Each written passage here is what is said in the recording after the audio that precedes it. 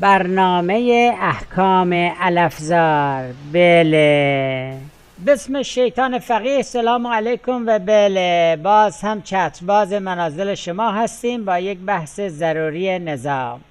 اما بحثمون درباره وصیت است.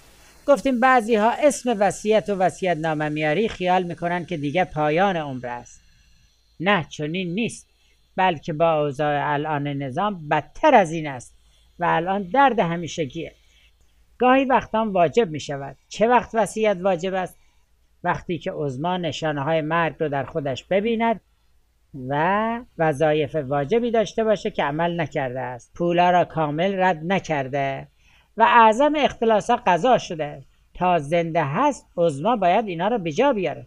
مرحله سوم این است که حالا نظام ولایت دم مرگ دیگه چاره ای نداره، از باب ناچاری میفرمان وصیت کنند، لااقل بعد از مرگش منزل و مجتبی و اینا بدبختا ویلون و سیلون نشن. خب پس معلوم شد چه زمان وصیت واجب می شود. خب حالا چجوری وصیت کنیم؟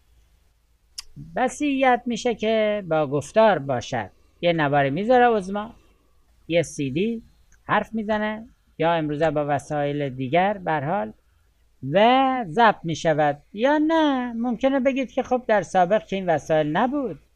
بله، اما انصاف تشکر در سابق برجام هم نبود که فرجام نظام ایطور قمصور کنه.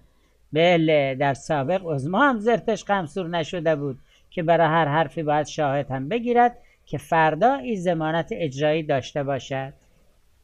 خب بنابراین امروز بهترین راه یا با گفتار است که ضبط بشه بدون صدای اوست، یا نوشتار است، هرچند که بیت ولایت از بیخ بیریختر از این حرف است و فردا که عظما بر سنگ سرد بخوابه حالا خر بیار و ولایت عظما رو بار کن. بله، حال موقع وصیت مواردی را در وصیت نامه باید آورده بشود که ظاهرا دیگه فرصتمون کوتاه است و همش نمیرسیم. و همچنین وصیت مالی که شیرینی و چسب خاصی داره میمونه برای برنامه آینده. بعد بخش دومم که سوالای شما به هستش برسیم. بله، و اگه عمری بماند در یک برنامه دیگه باز در مورد وصیت و وصیت نامه صحبت خواهیم کرد. بله.